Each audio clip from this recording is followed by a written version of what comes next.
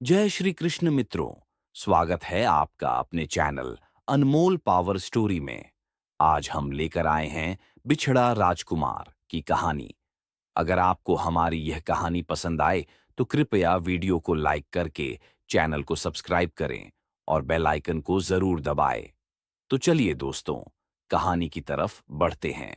राजमहल की सुबह हमेशा चहचहाते पक्षियों, गूंजते शंखों और मंत्रों की मधुर ध्वनि से शुरू होती थीं। सूर्य जब महल की ऊंची मीनारों को छूता, तब उसकी किरणें सबसे पहले राजकुमार पवनदेव के कक्ष की खिड़की से प्रवेश करतीं। पवनदेव महाराज विक्रम केशरी और रानी सुरभि का इकलौता पुत्र, अपने सौम्य व्यवहार, तेज दिमाग और निश्चल हृदय के कारण पूरे राज्य का दुलारा था। महज 7 वर्ष का था वो, पर उसकी आंखों में ऐसा गूढ़ ज्ञान झलकता था मानो किसी पूर्व जन्म का योगी हो। उस दिन भी पवनदेव अपने बगीचे में खेल रहा था जब अचानक आकाश में अजीब सी सरसराहट हुई। महल के सैनिकों ने ऊपर देखा तो आकाश पर एक विशाल छाया मंडरा रही थी। एक जादुई गरुड़, जो सामान्य पक्षियों से कहीं बड़ा और भयंकर था।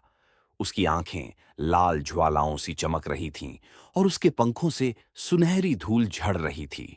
राजपुरोहित ने पहचानते ही चीख उठाया, यह गरुड़ तो ताम्रलोक का है, यह शुभ संकेत नहीं।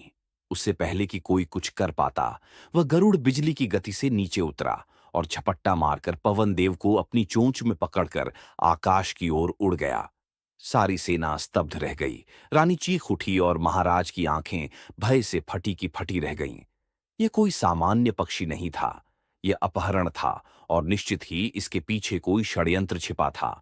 पवनदेव उस गरुड़ की पीठ पर बैठे भय और आश्चर्य के मिश्रण से कांप रहा था। पर हैरानी की बात यह थी कि वह गरुड़ उससे कुछ बोल रहा था, मगर उसके होंठ नहीं हिल रहे थे।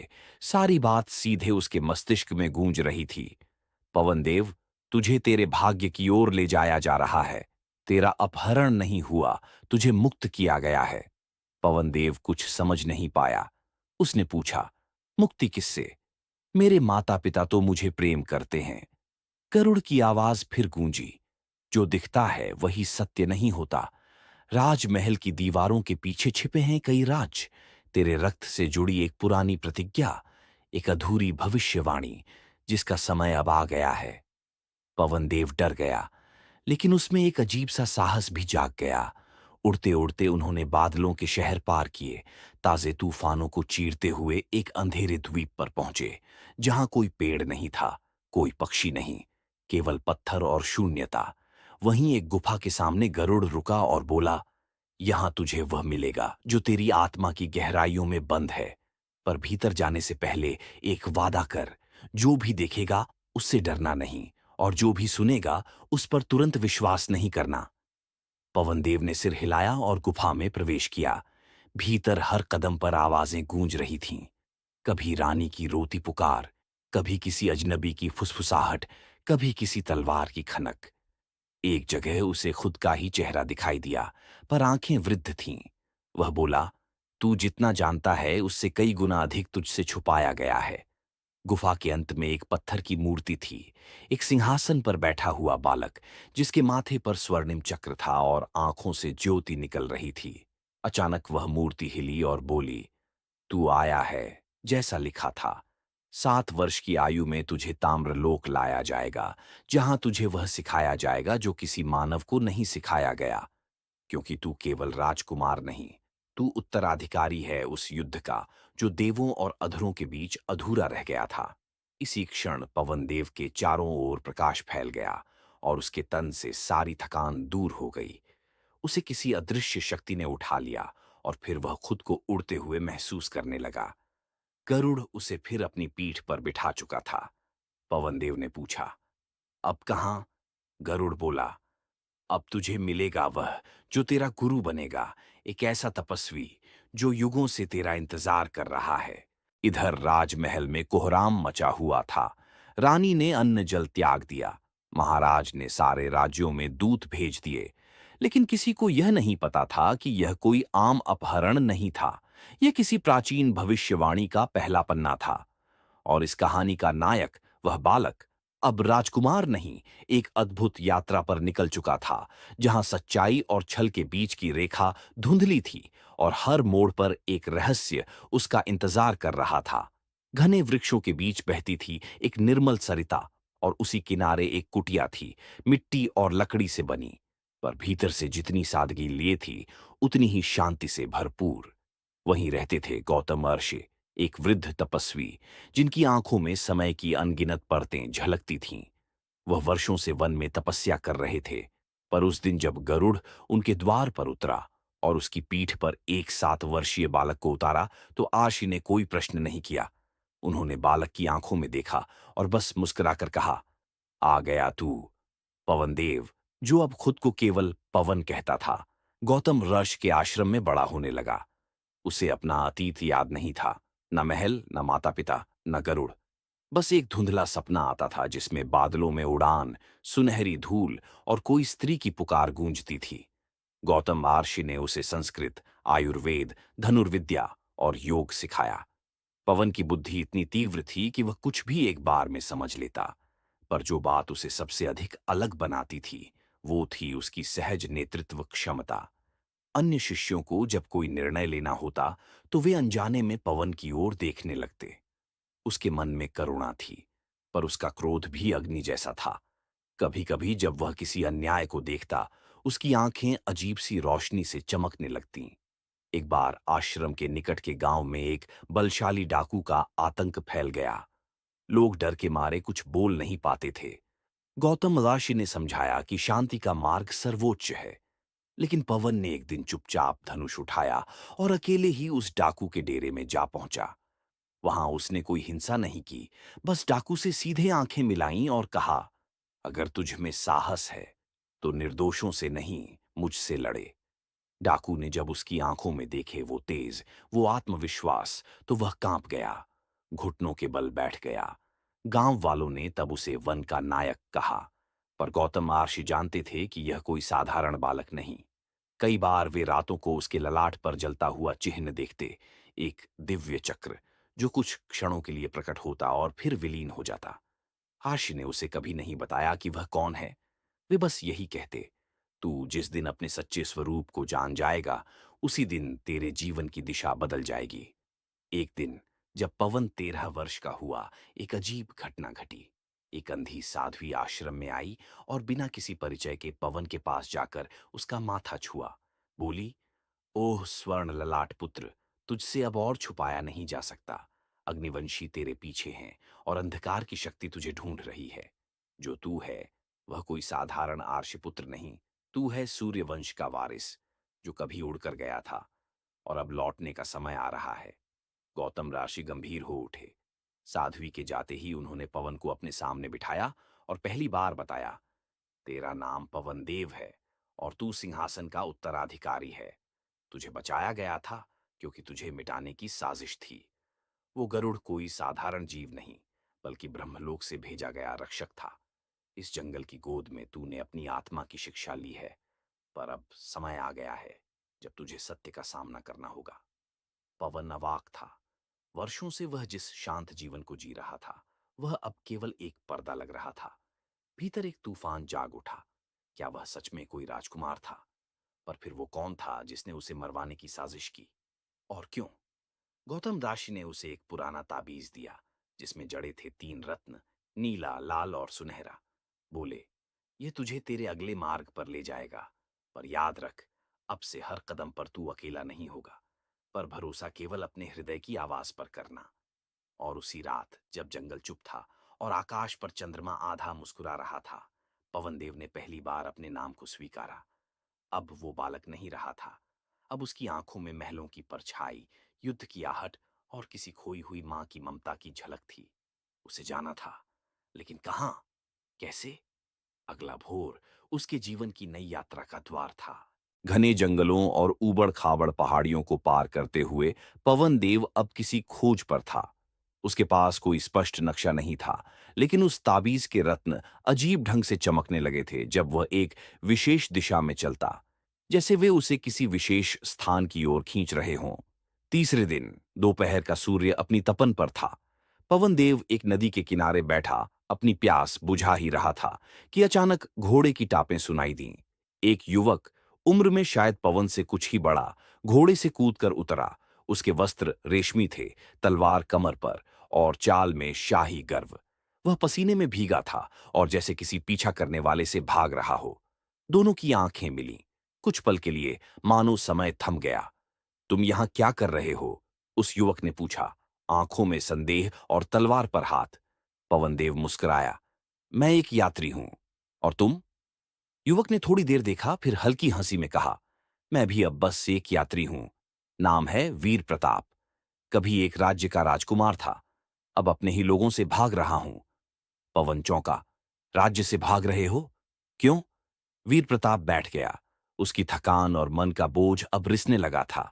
बोला, क्योंकि महल में अब सत्ता का खेल खेला जा रहा है। मेरे पिता महाराज जयसिंह बीमार हैं और उनके छोटे भाई, मेरे चाचा, सिंहासन पर निगाहें गड़ाए बैठे हैं। मेरे पिता को झर दिया गया और दोष मुझ पर मढ़ा गया। मैं जान बचाकर निकला हूं, पर अब मुझे कुछ समझ नहीं आता कि करूं तो क्या करूं। पवन ने ध्यान से वीर प्रताप की बात सुनी, फिर धीमे स्वर में कहा, शायद हमारी मुलाकात कोई संयोग नहीं। मैं भी किसी ऐसे ही सत्य की खोज में हूं जो मेरे अतीत से जुड़ा है। वीर प्रताप ने उसकी आंखों में देखा। कुछ था उस लड़के में, साधारण नहीं, शांति भी थी और शक्ति भी, जैसे कोई राजा साधु का चोला पहनकर सामने बैठा हो। अगले कुछ दिन वे साथ चलने लगे। जंगलों से निकलकर दोनों एक उजड़े हुए किले की ओर पहुंचे, जहां वीर प्रताप ने छुपने की योजना बनाई थी। वहां उन्होंने पहली बार एक दूसरे के साथ तलवार चलाना, धनुष बाण, रणनीति की बातें साझा की।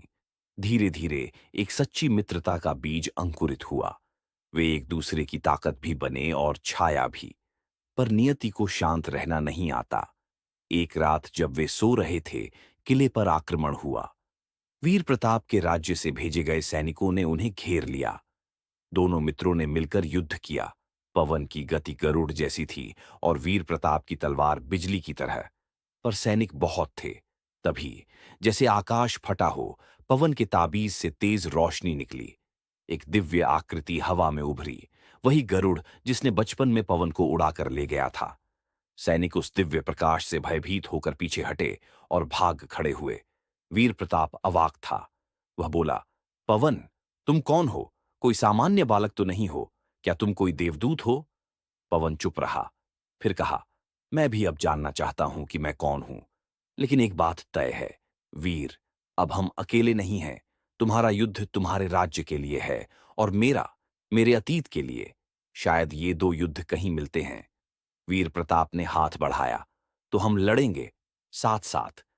पवनदेव ने उसका हाथ थामा और वहीं उजड़े हुए किले की छाया में दो युवाओं की एक नई दोस्ती ने जन्म लिया। एक जो नियति को बदलने वाली थी।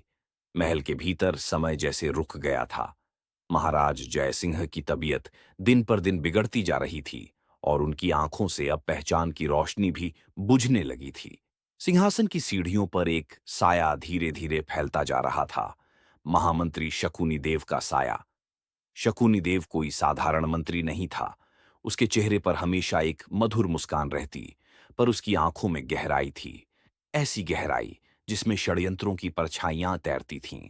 वह वर्षों से महल में था, महाराज का विश्वास पात्र। पर किसी ने नहीं सोचा था कि वही आदमी एक दिन साम्राज्य को अपने हाथ की कठपुतली बना देगा। अब वह सिंहासन के पीछे की हर डोरी खींच रहा था। वीर प्रताप को अपराधी ठहराकर राज्य से भगाना उसी की योजना थी और अब वह अंतिम चरण में प्रवेश कर चुका था। राजसभा में उसने धीरे धीरे सभी मंत्रियों को अपने पक्ष में कर लिया था, या तो भय से या लालच से।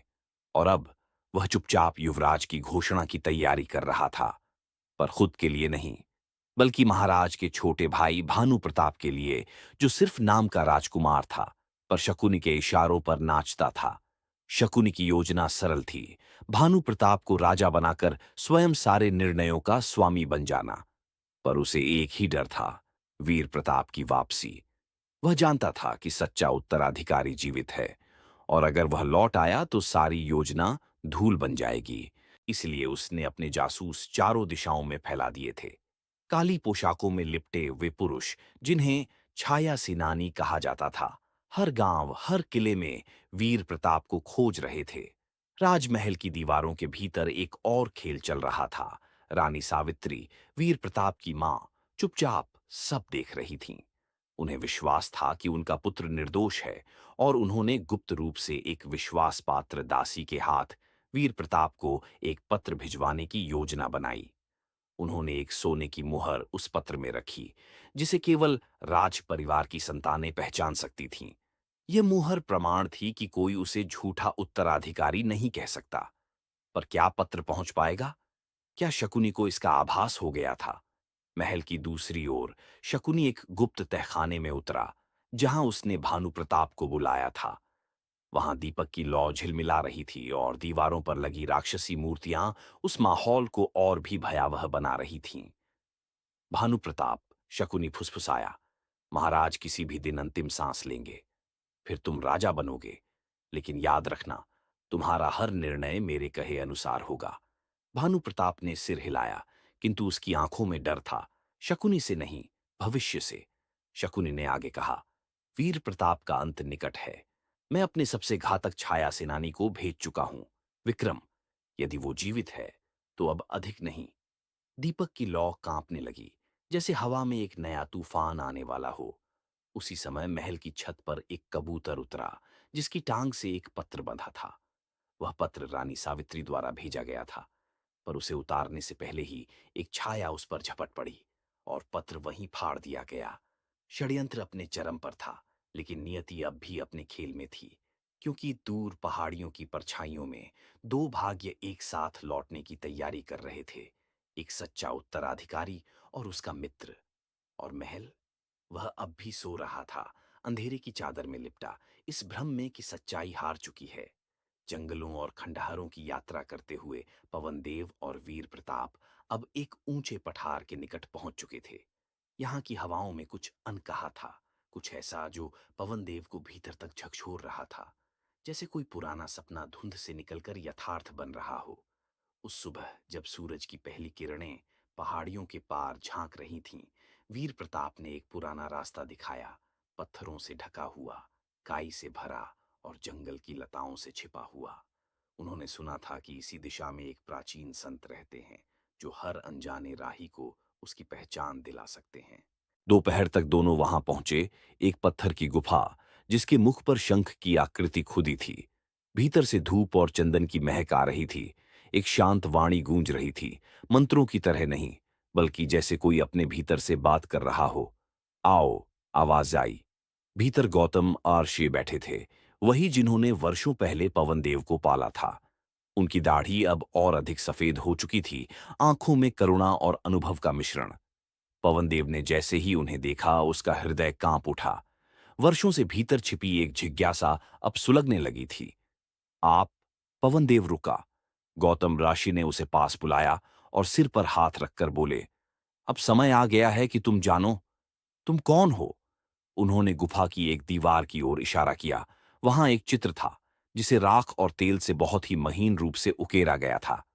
उसमें एक नवजात शिशु को एक गरुड़ उठाकर लिए जा रहा था और पीछे एक महल जल रहा था। यह वही दिन था जब तुम मुझ तक पहुंचे, गौतम बोले। मैंने केवल एक सच्चा वचन निभाया, तुम्हें जीवित रखा और बड़ा किया, लेकिन अब सत्य से भागा नहीं जा सकता। उन्होंने एक संदूक खोला। उसमें एक छोटा रेशमी वस्त्र था, जिस पर सुनहरे धागों से एक चिन्ह बना था, राजवंश का चिन्ह। और साथ था वही आधा ताबीज जो पवन देव के गले में था। दूसरा आधा इसके भीतर वर्षों से सुरक्षित था। पवन देव की सांसें थम गईं। दोनों ताबीज एक में जुड़ते ही एक अद्भुत प्रकाश फूट पड़ा। उसकी आंखों के सामने कुछ दृश्य कौंधने लगे। एक स्त्री की गोद, एक हाथ जो माथे पर स्नेह से फिरता है, और एक महल की ऊंची मीनार से दिखाई देती हुई सभा। तुम कोई सामान्य बालक नहीं हो, गौतम ने कहा। तुम पवनदेव हो, महाराज जयसिंह और रानी सावित्री के पुत्र। तुम्हारा अपहरण एक जादुई साजिश थी, ताकि सिंहासन पर अधिकार पाने वाले तुम्हें रास्ते से हटा सकें।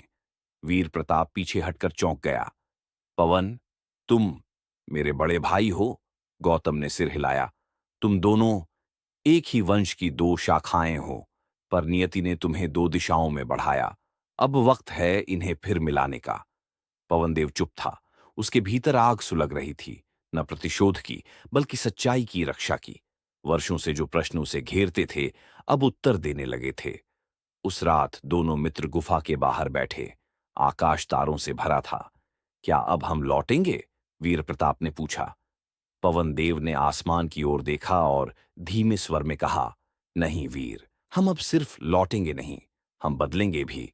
महल में जो अंधेरा छाया है, उसे खत्म करना ही हमारा धर्म है। मेरा भी और तुम्हारा भी। वीर प्रताप ने सिर झुकाया।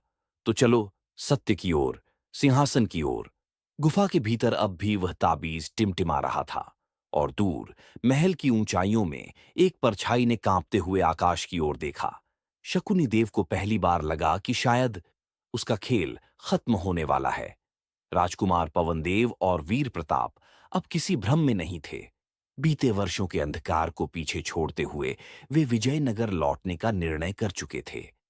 पवनदेव के हृदय में अब कोई संदेह नहीं था। वह जान चुका था कि उसका जन्म केवल एक जीवन जीने के लिए नहीं, बल्कि पूरे राज्य की रक्षा के लिए हुआ था। गौतम ऋषि ने उन्हें आशीर्वाद दिया और कहा, ध्यान रखना पुत्र, तुम्हारी शक्ति तलवार में नहीं, सत्य में है। और सत्य वही है जो निडर होकर सामने खड़ा हो सके। विजयनगर का राजमहल इस समय गहरी साजिशों का गढ़ बना हुआ था। महामंत्री शकुनी देव अब राजा घोषित हो चुका था। उसने वृद्ध महाराज जयसिंह को एक दूरस्थ किले में कैद करवा दिया था और रानी सावित्री को विष देकर अस्वस्थ बना दिया था। नगरवासियों में भय व्याप्त था और सैनिक अब मंत्री के आदेशों पर आमजन को लूटने लगे थे। इसी अराजकता के बीच पवनदेव और वीर प्रताप ने नगर में गुप्त रूप से प्रवेश किया। उन्होंने अपने पुराने वफादारों को ढूंढा। राज्य के एक पुराने सेनापति कर्नल रुद्र प्रताप और रानी की दासी मालती, जो अब तक हर हाल में महल के भीतर से सत्य की चिंगारी को जीवित रखे हुए थी। रात के समय जब शकुनी देव राज्यसभा में अपने अधिकार का प्रदर्शन कर रहा था, तभी दरवाजा जोर से खुला। एक तेज आवाज गूंजी, विजयनगर की जनता को अब और धोखा नहीं दिया जा सकता। सभा स्तब्ध रह गई। दरवाजे पर खड़े थे पवनदेव और वीर प्रताप, राजसी पोशाक में, शौर्य और तेज से भरे। शकुनी देव घबरा गया। यह कोई चाल है, यह युवक इम्पोस्टर है। सच्चा पवनदेव वर्षों पहले मर चुका है। पवनदेव ने गर्दन ऊंची की और अपने गले से वह ताबीज निकाला। वह राजवंश का प्रतीक, जिसे केवल असली उत्तराधिकारी ही धारण कर सकता था। सभासदों ने जैसे ही ताबीज को पहचाना, हलचल मच गई। मैं हूं पवनदेव, वह बोला, रानी सावित्री की कोख से जन्मा, महाराज जय सिंह का पुत्र, और मैं लौटा हूं न्याय के लिए। सभा में कुछ लोगों ने हाथ जोड़ लिए, कुछ सैनिक नीचे झुक गए, पर शकुनी देव हार मानने वाला नहीं था। वह उठा और अपनी तलवार निकालते हुए चिल्लाया, तुझे जिंदा महल से बाहर नहीं जाने दूंगा। एक भीषण युद्ध सभा में ही शुरू हो गया। तलवारें टकराईं, ध्वज उलझे, सैनिक दो भागों में बंट गए, कुछ पवनदेव के साथ और कुछ उस क्रूर मंत्री के साथ। वीर प्रताप ने अपनी तलवार से शकुनी के अंगरक्षकों को रोका, जबकि पवनदेव ने स्वयं मंत्री से भिड़ने का निश्चय किया।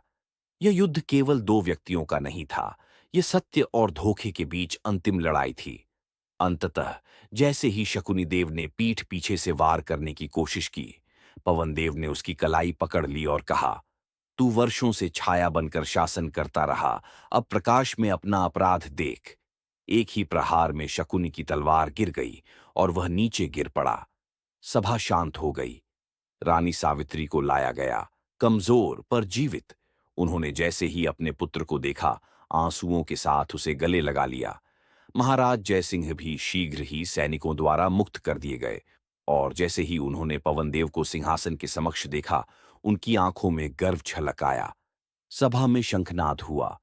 आज से विजयनगर का उत्तराधिकारी फिर से अपने सिंहासन पर लौटा है।